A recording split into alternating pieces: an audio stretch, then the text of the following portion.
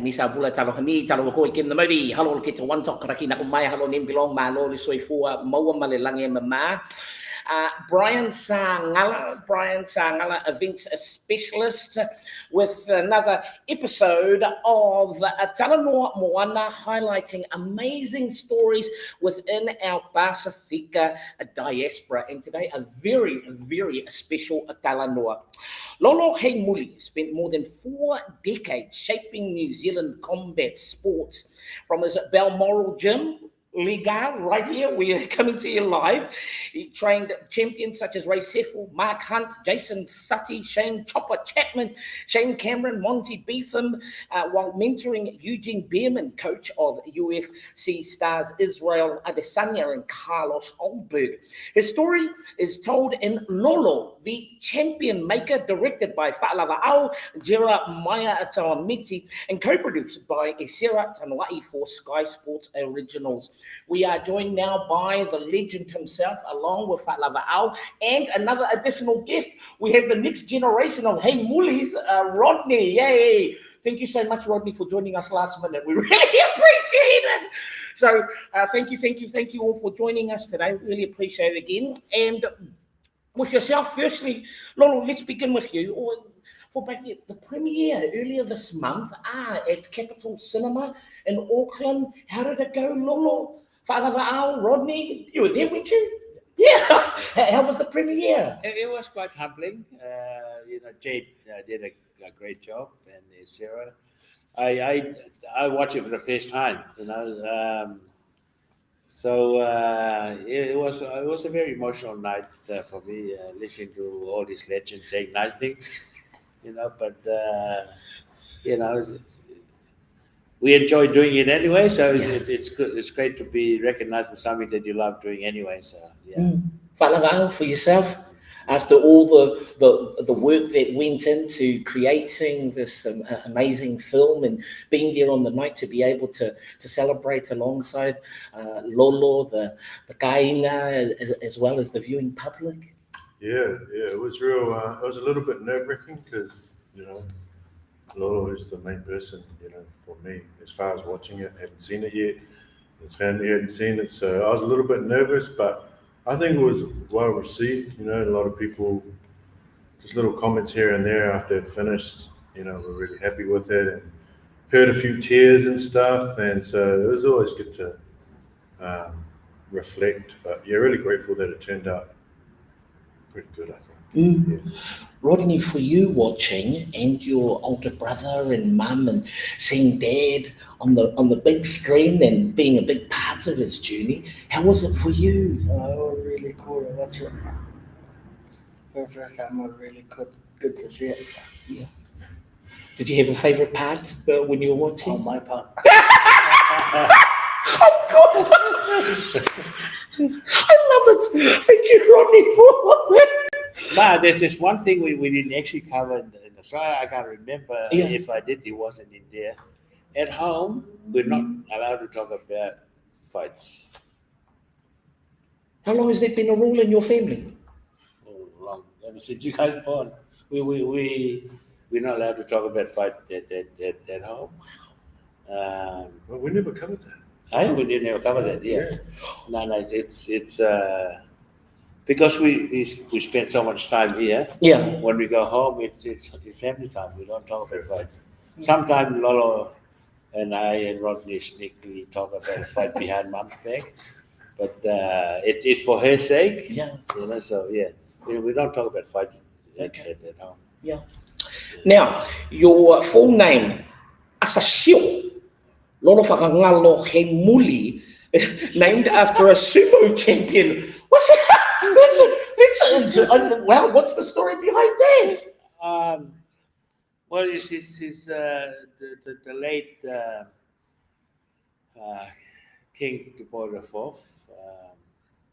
He was in Japan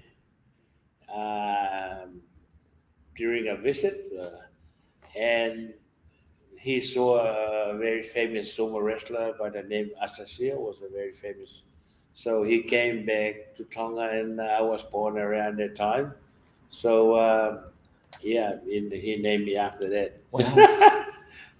So when I went to Japan, a lot of with phrase for them, they didn't know that. How come you have a Japanese name? Do you have any Japanese, Money? bloodline or something? Like Yeah. that? No. So that's how it came about. Yeah. Can you give us a brief overview, please, Lolo? The fight game or fight tradition and legacy in your family. I understand it runs deep. Yes, both my father's side and my mum's side. My mum's dad was a guy called Charlie Round. He was a Scottish Irish, and he ran one of the biggest boxing stable in Tonga during the 60s. Yeah, helping with guys like George Mahoney, Maniwaka, and all the days to come down to my granddad's. My dad was a boxer at school here. He went to school in Wellington, St. Betsy Street. Oh my gosh, yes. And he was back in the days, all the Catholic school, they had boxing as part of their sports option. And he was a boxing champion. Wow. Back in the days. Yeah.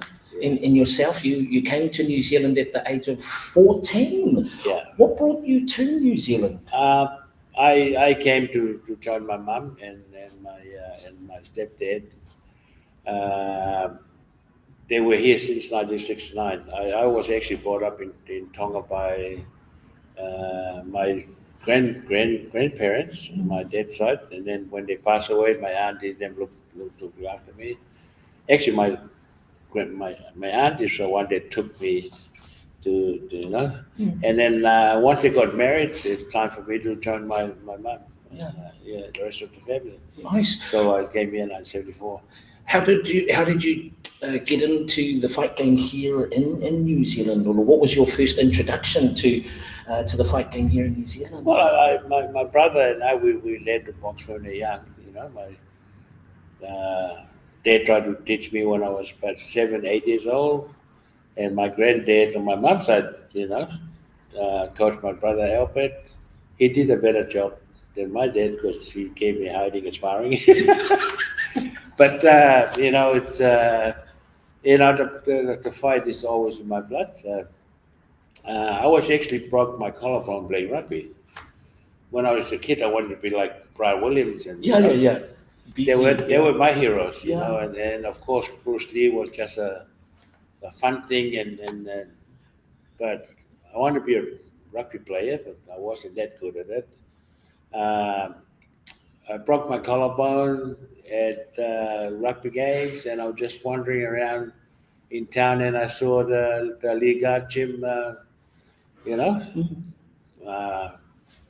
board, and I went to check it out, and that's when everything changed. At the same time, I wanted to be a musician as well. Wow. Believe it or not. Is it where you got the keyboards over there behind you? Give me 141, So I went in there and sit there for a couple of minutes and asked the coach, Sifu Philip Lem, if asked how much to join, and he said, "Oh, $25 a month and $25, joining fee." And I had $50 on my pocket. It was my Eddie from playing in a band. Wow. And I gave it to him, and that was my last dollar. This was in town, and I walked all the way home after that. Wow. I did. That was my last $50. I enjoyed it. That I walked all the way from the city to my house, but no regrets. Yeah. Well, no regrets, especially with the fruit that's come 40 plus years. Because we here at Liga, your gym in Belmont, there's significance behind the name Liga as well. Someone very instrumental in your career. Well, it's for a couple of reasons. One is because that's where Silver Philip Lamb. I just wanted to carry the name, but there was there's another reason behind it. Ga in Chinese, it means family. Wow. So I took on the name for 2 reasons. Yeah. Let's bring you into the conversation. Hey, I just saw your Top Gun Maverick. Oh, sorry. Okay then, Mr. Whakalawa, Tom Cruise. Tauamiti. For yourself, Whakalawa, how did this whole journey, how long ago did this whole journey and the seed of Lolo the champion maker go back, and how did it all come about? So actually the seed is probably about 15 years ago, where this area was the first area I lived in when I moved to Auckland. And at the time I just wanted to stay fit. And so I can't remember if I used Google or the Yellow Pages, but whatever was in back then, I just looked up the closest gym, and Lolo's gym just happened to be the closest. And then I walked there, and that was the first time I met Lolo. And I ended up moving around with Alexi. Yes, And I thought to myself, man, I've seen this guy before. I worked with this Russian guy named Alexei Ignashov, and He's a killer. He's a killer. he's probably the most talented K1 fighter that never actually went to K1. Wow. He was about 2 meters tall, and I had a privilege to work with him. I used to travel to Europe every 6 weeks, Eastern Europe, some of the former Soviet Union, place I couldn't even dream of going to, but the sports actually took me there, and had a chance to look around the world. Man. So 15 years and first meeting up, and so fast forward, how did the idea for you actually come regarding the film itself, the documentary? Yeah, I've just always watched combat sports, and I've always seen Lolo. Who's this? I'm like, who's this guy? It's the same guy behind some of these fighters that I've really looked up to and admired, the likes of Ray and Mark. And then I remember, obviously, I went to his gym, and then I thought, I just knew that Lolo was someone who had reached the heights. Like you can't go any further than a world champion. And I think maybe it's because we're here in New Zealand, but we love our sports, right? And we're used to seeing a certain type of sport being celebrated all the time. And we know about rugby, and we've got the All Blacks who are world champions, but this one of his fighters has won more world champion titles than the All Blacks. Like 7-time champion, 6-time champion, 5-time world champion. I don't know if I might be biased, but I think Lolo's one of the most successful coaches of all time in the sports, because he's trained world champions, Olympians, obviously Oceania champions, New Zealand, you name it. So I just felt like he had a story that deserved to be told, and took it back to the team, took it back to Adrian, the executive producer, and Sarah as well. We just nutted out a story that we felt was going to be a good one, and then talked to Lolo, approached him with the idea, and super grateful that he was open to it.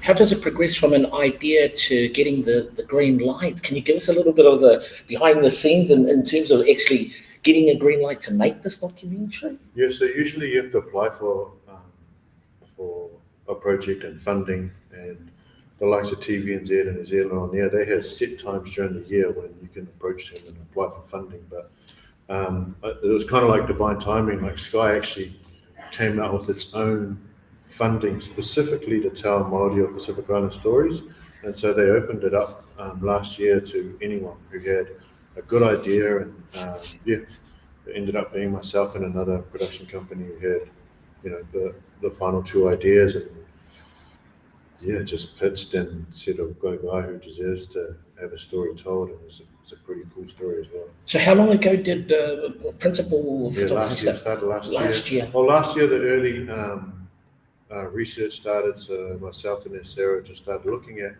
past fights and looking through archive, whether it be through YouTube, well, mostly YouTube, and then other records through Archives New Zealand, Talanoa. It started end of last year, and then started shooting. First shoot was, I think, February. Yeah, that might be the first shoot. Yeah.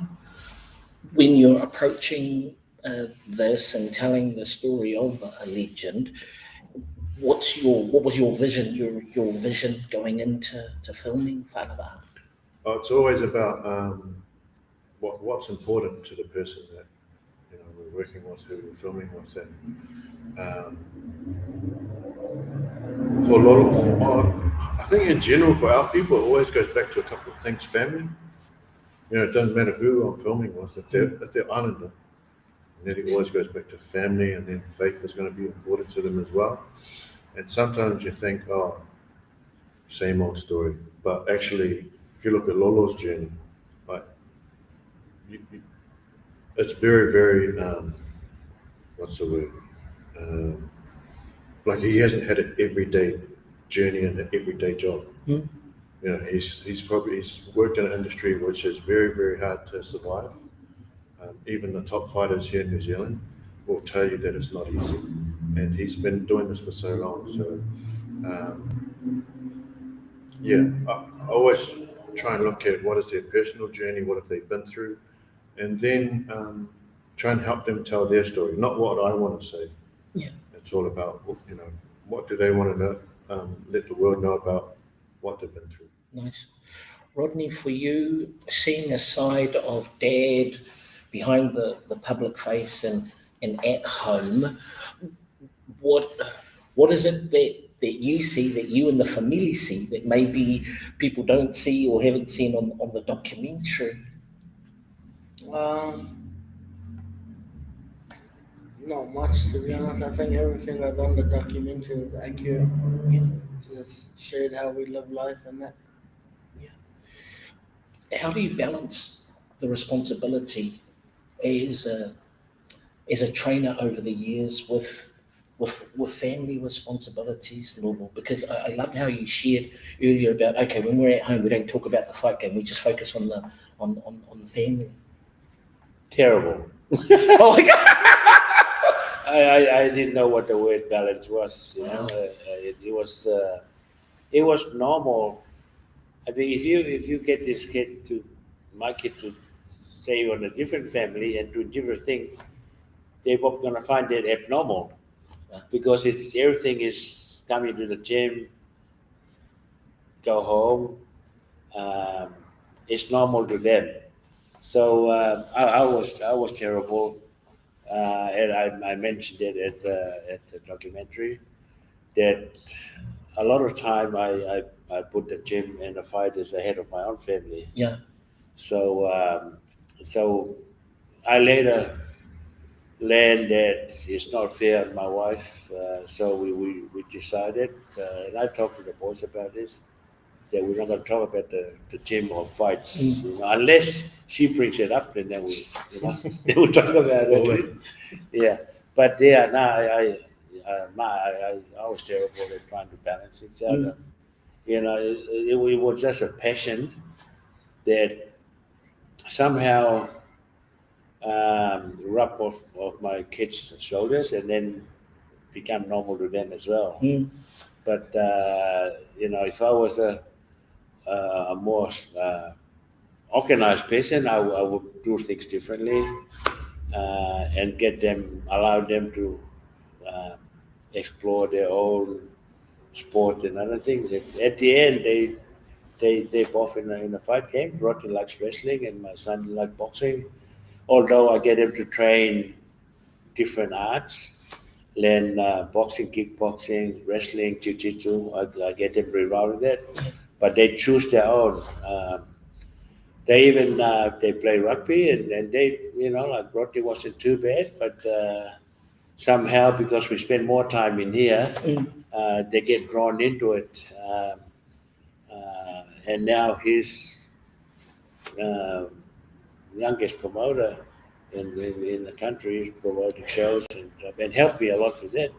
But yeah, I was terrible at trying to balance things, at first, Are you better now, do you think? Hope so. I'll ask your wife on the next day. Yeah. Now, trained over 100 national champions, 10 world champions. I had to quadruple check that as a fact check, because You know what? It's actually more, but wow. the thing is, most people probably wouldn't believe it. And there's a stat that comes up at the end of the documentary.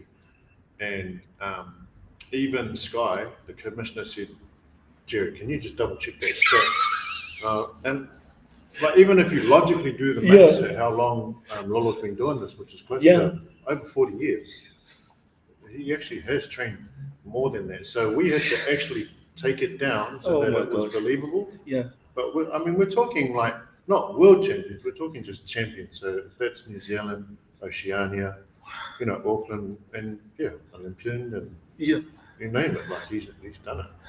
Lolo, when you hear a stat like that, and you think 40 plus years in the fight game, what comes to mind for you when you hear that, knowing that this is you? Yeah, I think it was just normal to us and normal to our kids, and we don't count how many champions we train. I mean, last 2 weeks we just won 5 more, and we got 2 international and 3 national champions. But I think that when Eugene talked about 100, that made him join the gym. That was when was it? That was about 20 years ago. And even Eugene himself, I think he won 4 titles, a couple of national and some international, and some other young kids came up and win. So, it wasn't. We don't record it. But we can if somebody wants to dig deep into it. What we do is if a young kid wants to be a champion, we make our goal to make him a champion, but we don't try and record everything. 40 plus years and so many champions in there. Surely you have such a good eye now. Even before we were filming, you were talking about a young lady who you were sharing with the dad about, hey, this young woman, she's got it, and she's going to world champion. When you see somebody that has the potential to gain that sort of record, to be able to attain world champion, national champions, and that, what are some of the key factors that you see in their potential? Well, number one, you have to identify the talents, and then you get the next thing to that is the natural strength and the ability to take the shots, and also other things follows like examinations and heart and everything else. So I don't even try and study too hard. I guess it's just coming naturally, and if you want me to break it down, I don't have the skills and to do that. I just like a lucky guess, but most of my guess came true. Well, if that's sort of luck, you should be going TAB every day. But conversely, good fighter. What makes a good coach? Well, it's not much different from being a good fighter. I think consistency. If you we take a lot of credit for things that that fighters do, and that's repetition is the best coach. For fighters, they have to be consistent, and the coach need to continue better himself and consistently learning. And I still do that. I still this morning I was I get up and then I watch video on YouTube and pick things out, and then then I get Lolo Junior. Hey, come, Mum was there in the room, and go and study this, and then I send the video, study this, and then we'll talk about it at the gym. Yeah. So it's consistency is probably the key for both coach and a fighter. And once somebody think they know everything, that's when you're gonna go downhill. Wow, Yeah, that's awesome. Yeah, Falavao, when you've done all the principal photography and that editing, of course, such a big. Talk us through your process, because for all the great stuff that ends up on the screen, there's so much that ends up on the cutting room floor. Talk us through your process in that and the hard decisions you have to make as a filmmaker. Yeah, man, good question. For documentaries, most of the hard work is done during the edit. We're blessed. We had an amazing editor by the name of Simon Koldrick, and Simon put in a lot of hours that he didn't have to. But just his caliber of storytelling, when as a director, that's half the battle, was getting a good director good editor for documentaries. So we had a rough game plan, an idea of what we wanted to make at the start, and that's after talking between our team and Lolo, what was important to him, and then you go out and you shoot your interviews, you get all the material that you want, and then it's just a matter of what are things that we've discovered along the way that are going to affect the original blueprint. And so from there, we just figure out, okay, well, what's landing, what's entertaining, at the end of the day, that's the medium. What's maybe something that people didn't know and didn't expect. What are we learning as, people have been doing this for a while? What do we think is something that, the average person will find out is new info to them. So yeah, it's unfortunately you can't have something that's 3 or 4 hours long. The problem with Lolo is that he's done so much. You want to include all these. There's so many other champions that we could have had in there. The likes of Doug Vaini, even Tristram, some of the guys at CKB, Chopper, like so many amazing fighters who could have been in there. Dyson, is it Dyson? Carissa? Yeah. Clay, like so many of these legends could have and should have been in there, but you just don't have enough time. So, yeah. When you're doing all these interviews and people who just love, admire, and respect Lolo, what's the main theme or a word that continually comes through? Yeah, it depends on what is important to Lolo. That's where it's his story. Yeah. So that's, as a director, as a production team, we've got to keep going back to who is Lolo. And I think that's what makes a good story, is people want to connect with things that are important to them. And most people are, they want to feel like family's important to them. And if it's important to Lolo, then they're going to resonate and they're going to go, I want to watch more about this guy. I want to know more about him and his journey and his family. I want to know why his wife. I want to know what his wife was going through. His kids who sometimes maybe didn't connect with their own parents. I want to know what Rodney or Lolo's going through. I want to know how Lolo was able to get over some of that stuff and in the end come through. Yeah. I want to ask you about the biggest sort of challenges that you've endured over 40 years, but Rodney, firstly to you, have you felt, being the son of Lolo Heimuli, the legend, any pressure? Because you're helping Dad in the gym at the moment, or... Yes? Yeah. So for you, as the son of Lolo Heimuli, was there a sort of pressure, I'm going to go get into the fight game myself, or that even though I want to be a rap artist or something, I don't know. He's a rapper. Yeah. Secretly. Yeah. Yeah, I guess there is.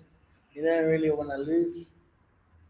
If you're fighting, you don't really want to lose because trained so many champions. But yeah, I guess there's a bit of pressure in it. Yeah. Working with Dad on the level, not only a son, but professionally helping in the gym and with fighters, what are some of the big lessons you've taken away from working with Dad?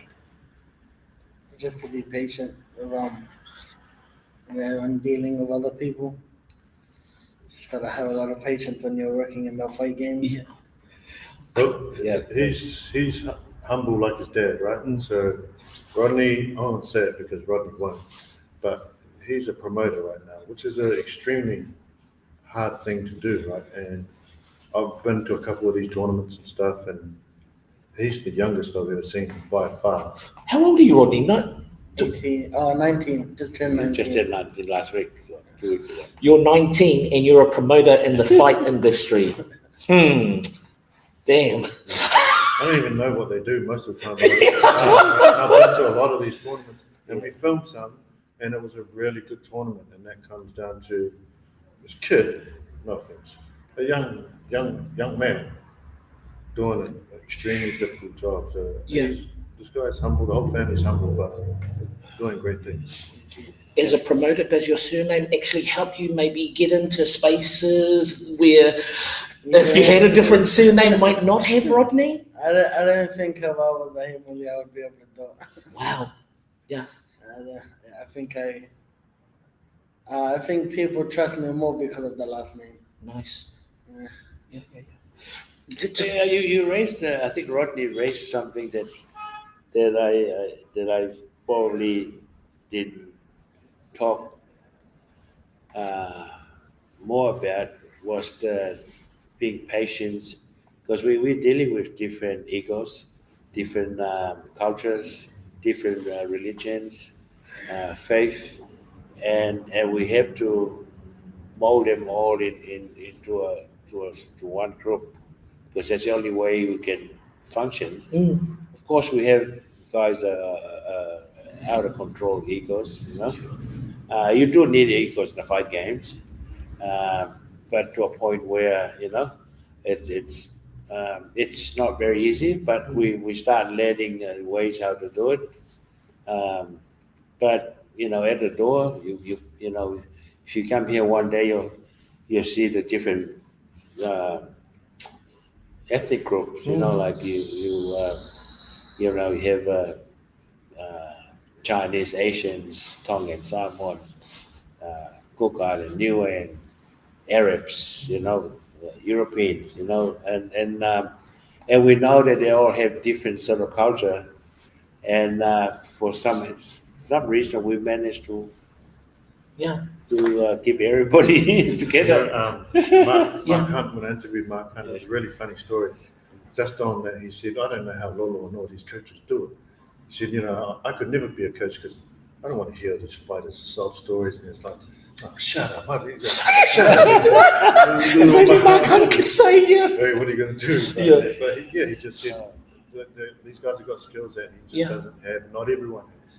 Well, it's a good question too with regards to the different. So you've got Muay Thai, you've got MMA, you've got boxing, which you've done all. Yes. What if any sort of change in terms of approach when you're coaching across the different sort of disciplines that or is it all the same when you're training regardless? Well, we run two type of training. Yeah.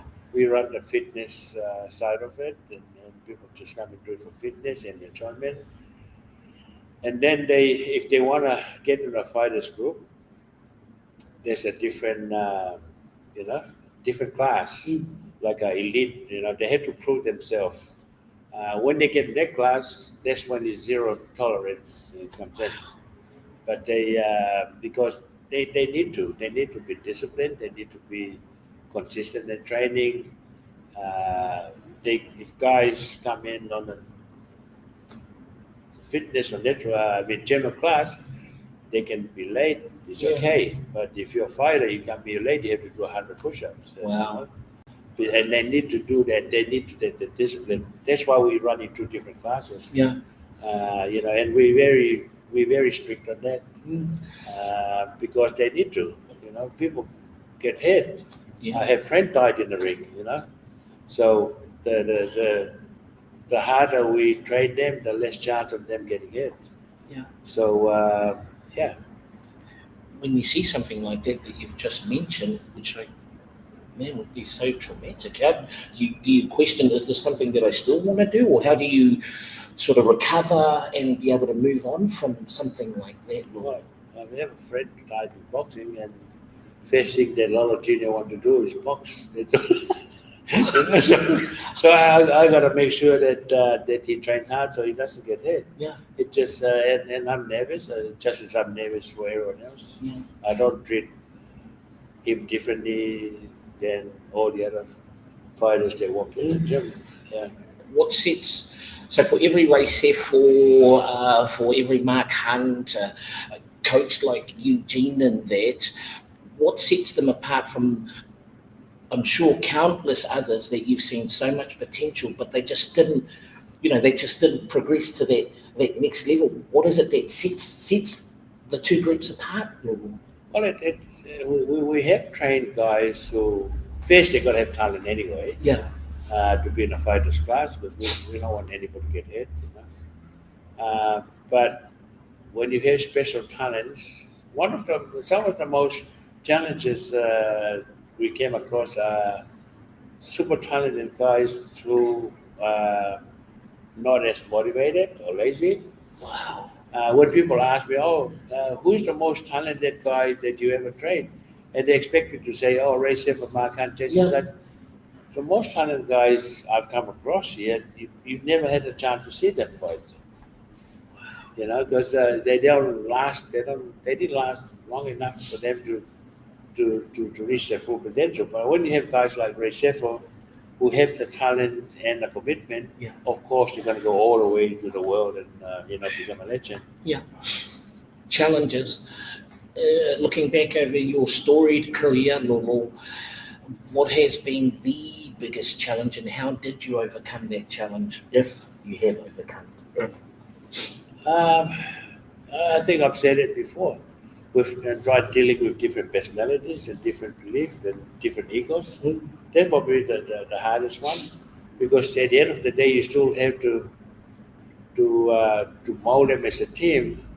Nobody should ever make it by himself by just training by himself and not listen to the coach or respect his teammates. Unfortunately, we have some of those guys too. That's probably the biggest challenge. The rest of it is it's normal.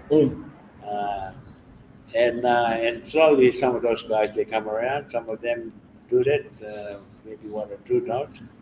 But we try to make sure that they understand that the reason why they make it is because it's a synergy of people working together and help each other. Like the old saying, "Iron sharp iron." Nice. They can't just train at home in a garage expect to be a world champion. Yeah. It has been tried. Never worked. Yeah. Yeah. Talanoa, when you look back over the whole filming process, and just as I asked Rodney, for you, what have been some of the lessons that you've taken away from documenting the journey, the life story of Lolo? I think similar to what Rodney said, is just perseverance and patience and trusting the process a little bit. We've been doing it a while now, so there's always things that you have to consistently do. Yeah. But yeah, I think with every different story, you got to go back to the basics. Like Lolo said, just persevere. It gets a bit hard, and rely on others in your team when it gets really hard. Can you ever pinpoint, with all the success you've had, with the longevity you've had in the fight game, one moment that you're most proudest of over all others? Oh, jeebus, that's a tough one. Yeah.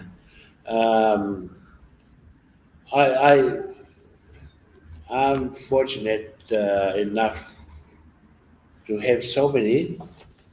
Like when Ray Sefer first won his world title, that meant so much because it's never been done in the country.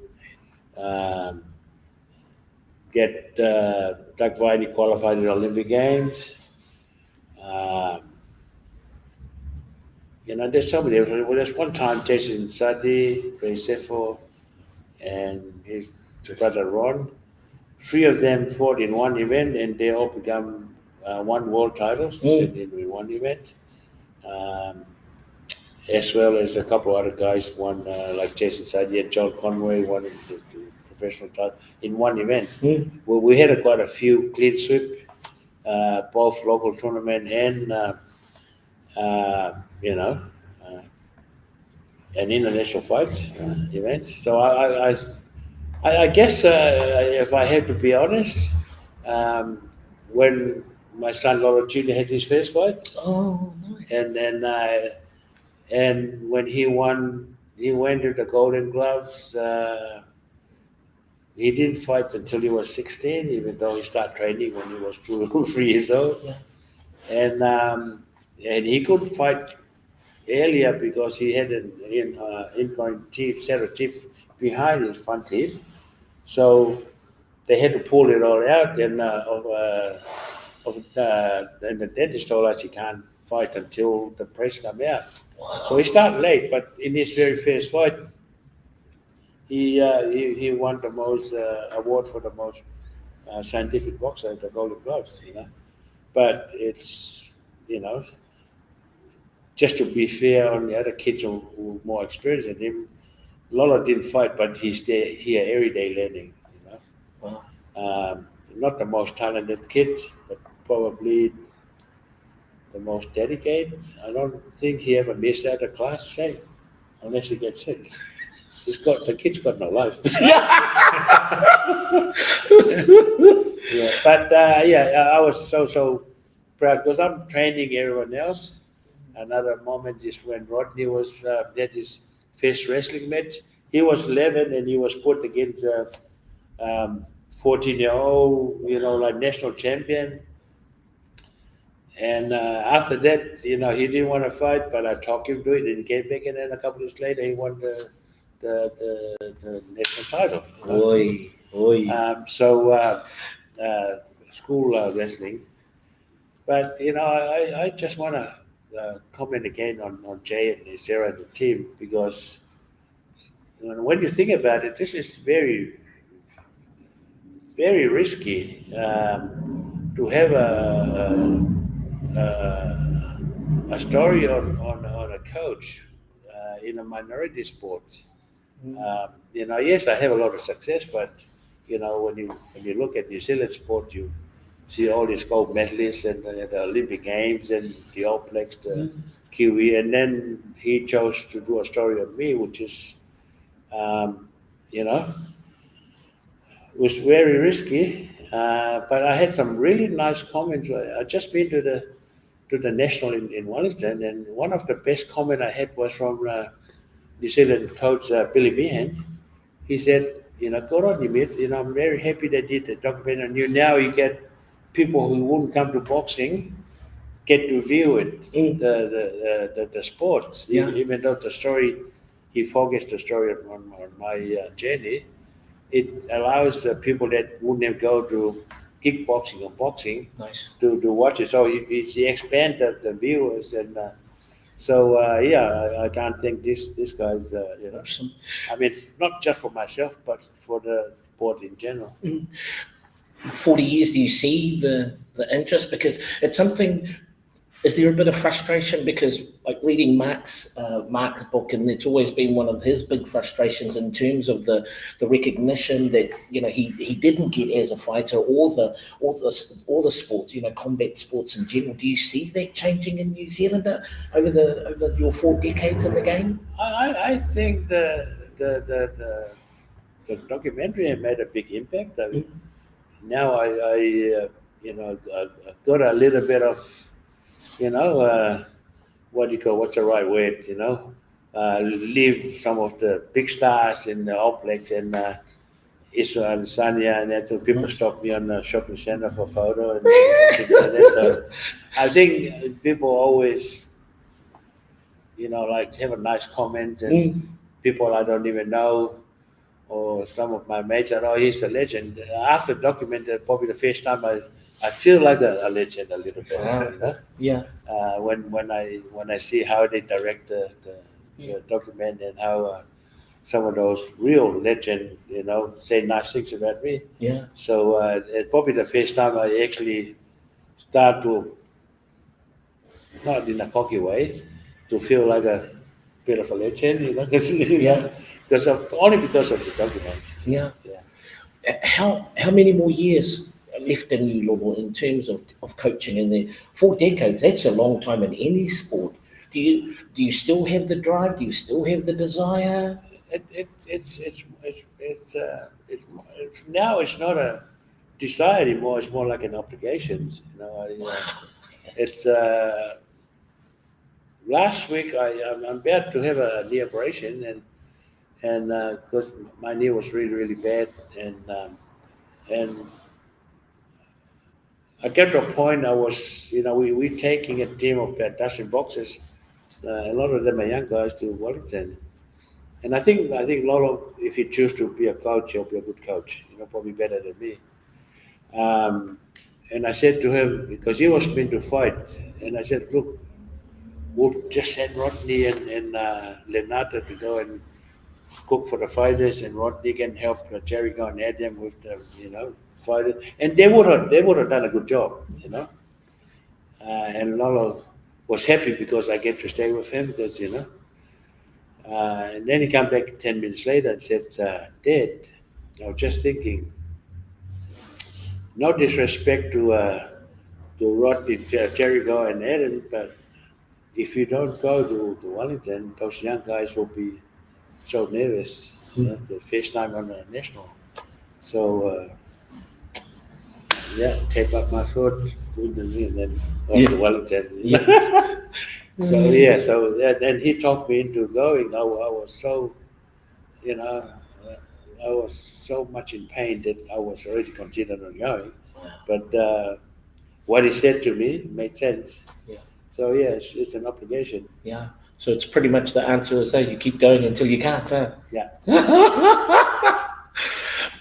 All the work is we're sort of winding down, but the work that you've done with so many young people, hundreds of young people over the years, what is the message in 2025 to our young people? What's the encouragement, Lolo? Well, at first they got to have talent, of course, but we are very goal setting oriented. Nice. Okay? So if they have a goal, to talk it out with his coach or his team, regardless if it's boxing, kickboxing, rugby, or whatever. Because most coaches don't know a young fighters have in mind of their self belief and their level of, how high their goals are. So just open up and talk with your coach and once your coach know how badly you want it, he's going to put more time to it. In here, we got about 60 fighters, and we make it twice a year. We have a big goal setting, and then we encourage them to talk to your coaches and tell us what you want. And surprisingly, most of them they don't have a goal. And this is why it's important that you have to share that with your coach and tell them what where you want. It's like I guess it's like hopping in Texas. If you don't tell your taxi driver where to go, you'll be going around in a circle. And number one, you're not going to get there. Number two, it's going to cost a lot of money. But I just encourage them to talk it out to the coach and tell the coach what they want. And if a coach doesn't put time into them, then he's in the wrong place. Get another coach, Nice. Because it's very important that coaches need to listen to the boxers and all athletes, and try and put some extra time or do more study and help them improve the games. Awesome. Rodney, New Zealand's youngest promoter, fight promoter. What's an encouragement? Because, I mean, I've never heard of a 18, 19-year-old promoter in a very cutthroat industry. What's an encouragement to your fellow young people? I think it's just seeing all of the boys up there getting a chance to fight on bigger cards. I think just seeing them win, like one of our boys won a title, that was mean to see, and on our own show as well. Yeah, I think that's what encourages me to do it. Yeah, but what's the encouragement you want to share with people that are watching, young people? It's just a sport can take you places. You can travel the world if you want. Yeah. If you stick with it, can take you places. I mean, half of the boys we took down to Tauranga haven't even been out of Auckland. What? Going to Tauranga for them was like going to America. Man. Yeah, I remember when I first took Hemia here to spa and train in Taranaki. The fear that he's been out of Auckland was poor boy. And now he's traveling the world and It's fighting Saudi incredible. Arabia, and Man. I have no. It's way beyond me to. If somebody asked me about 4 years ago, would you go to Middle East or Eastern Europe or something, I'd say, forget it, you know. But I was lucky enough to travel all those places, Come on. nations, and that. Yeah, only on. because we're doing something we enjoy Yeah. doing. And we need I hate promoting, so it's good that Rodney likes it. Before when I used to promote with Ray Sheffield and Yeah. fight, I was only a coach who tried to promote so our fighters can get fights. And that's the main reason why with 60 fighters, we're going to have at least one guy here that will become a world champion. So we need somebody to promote them Yeah. and develop Man. do the development, and we're lucky that we always develop our own guys anyway. Nice. So, yeah. Well, with your success, you can take that one to the bank. So, and for you, Whalawao, now that you have this one in the can, Lolo, the champion maker, what's next on the cards for you and the team? What are you looking at? Yeah, just about to start like proof of concept type shooting for a drama film. Feature? Yeah, Wow. yeah. Something I've been working on for a long time, so funding, but make some serious moves on that. Nice. Well, if you ever need some other ideas, how's this for an idea? Following the journey of a rugby league team as a musical. Okay. Okay. I just put it out there.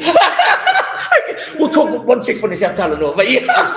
Thanks, Whalawao. With that, it is a very big thank you. Lolo, the champion maker, directed by Whalawao, Jeremiah Tauamiti, co-produced by Sarah Tanwai of Paparazzi Productions, as well as Adrian Steveno was the executive producer. Awesome. And commissioned as part of Sky Sports New Zealand original slate. The link is in the description. A very big thank you, Maro Pito Whaftaitele Lava, Lolo, Rodney, Whalawao for your time today. Thank you. Thank you for the fruit, and especially thank you for sowing into so many lives over the years, which I'm sure 100% has had just as, if not greater, impact outside the ring. So, malo, mafana. Join us next week when we will highlight another amazing story from within our Pasifika diaspora. With that, Brian Sangara, event specialist, wishing you a great day. God bless, to and look after one another.